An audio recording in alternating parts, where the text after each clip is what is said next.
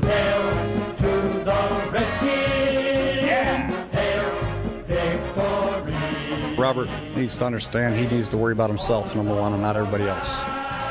That was Coach Gruden very early in the week. Then something happened, and at the next press conference, he walked it back.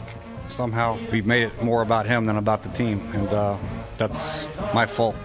All sorts of chaos out at Redskins Park about the loss last week. But now we got to look forward to the 6-4 San Francisco 49ers. Joining us on the line right now is Trevor Matich, our Redskins analyst. Okay, Trevor, in this environment when there has been so much said and morale, one hears, is pretty low, how do you get up for a game this late in the season when you're 3-7? Well, the way you get up is you realize that you're playing for your job, and you realize that on the other side of the field is a 49er who wants to hit you in the mouth, knock your teeth out, and then laugh about it. So if you can't get up for this, you're in the wrong business. And I reject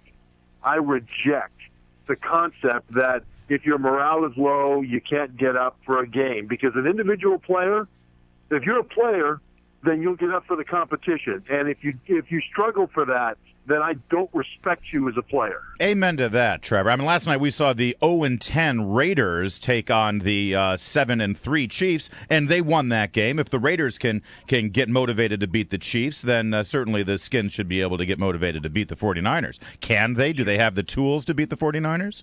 Sure. The Redskins have a lot of talent. They just have to stop beating themselves. And, the Raiders, thank goodness for the Raiders, so that there's somebody that's even more miserable than the Redskins. Well, for now. For the moment. Good point.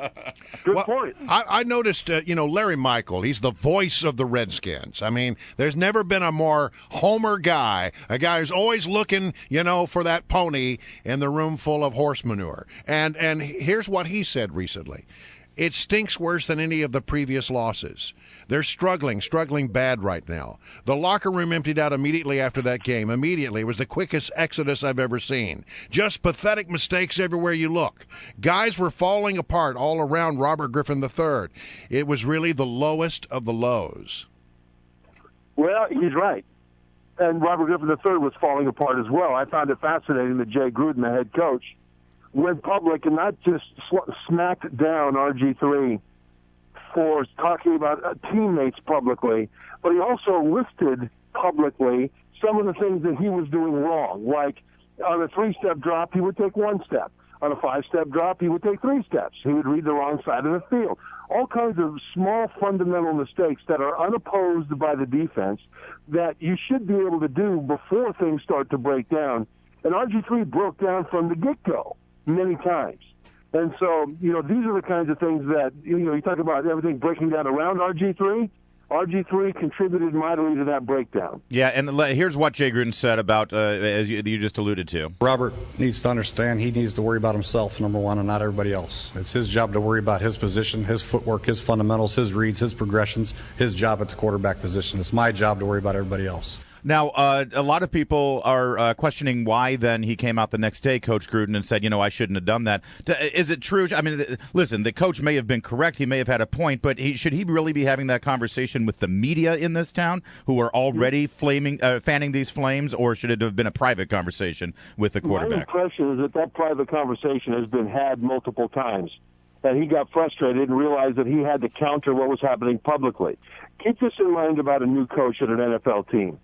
He looks at that team and he tells them that good things are going to happen going forward. But what he's thinking is, as he looks at the players, you guys got the last coach fired. You will not get me fired for the same reasons. And he knows full well that while the Redskins would say one thing under Mike Shanahan, RG3 would often come out with a competing version because it was better for his brand. All in for week 1 with the T-shirts and things like that is one example that comes to mind. And I'm sure that Jay Gruden is thinking, look, if I'm going to sink, it's not going to be because RG3 put his brand above my team.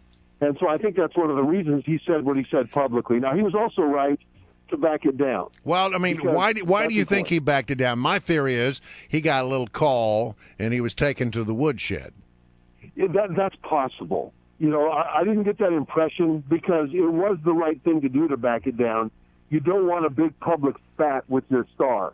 We saw that with Jim Zorn and Clinton Portis a few years ago, and it was terrible for the team. Yeah, it was. I remember that. So I can see that as just being the right thing to do, even if he did not get a call. All right, let's bring it back to the field now. All this drama. This town just loves the drama. Welcome of the to Redskins. Washington. It's always been this way. The Niners are 6-4, but they're a vulnerable team. They've got some pretty bad losses on their record. Where can the Redskins actually make some hay with them? Well, they can make some hay by pressuring Colin Kaepernick. I mean, Kaepernick, their quarterback, gets a lot of credit, but I think he gets too much for the actual craft of quarterbacking. He's still very limited in what he sees and what he recognizes, and the Redskins are very good at bringing a lot of pressure. And at this point in the season, I think they play best on defense when they do not ask their defensive backs, the young guys, to use too many different kinds of coverage because those guys get confused. If you just tell them, play man and we'll blitz, they do best back there, and I think that's the Redskins' best chance to win this game. All right, and on the offensive side of the ball, are we going to see a change-up here based on last week's debacle? No, I mean, they need to run the system. The system is throw the ball where it's supposed to go, and then in the running game, block people. And they have problems now with the blocking because they've got injuries on the offensive line. I think that may have been, wasn't that Newt Rockney's system back in the turn of the last century? Football's very easy. You just got to get 3 1/3 yards every time you have the ball. That's all there is to it. Yeah, well, you know what? You got to be good enough to do it. Yeah. And right now they're not. And plus, you've got Trent Williams will either be out or he'll be dinged at left tackle. That's a problem. The left guard, Sean Laval, is dealing with a concussion. We'll see what happens there. You've got all kinds of issues along that line now, which means more than ever, you need to rely on your strength. And on offense, the strength is the receivers and the tight ends as receivers. And the problem is you don't have a quarterback that can reliably put the ball where a given play dictates the ball should go. And so there's nothing working on offense right now. Let me just ask you this question because I feel like I got it. If we go out there and play and Robert Griffin III stinks up the joint again, will they do something about it?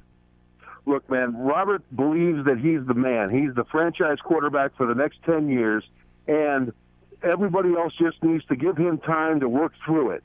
But I think the reality is different than that.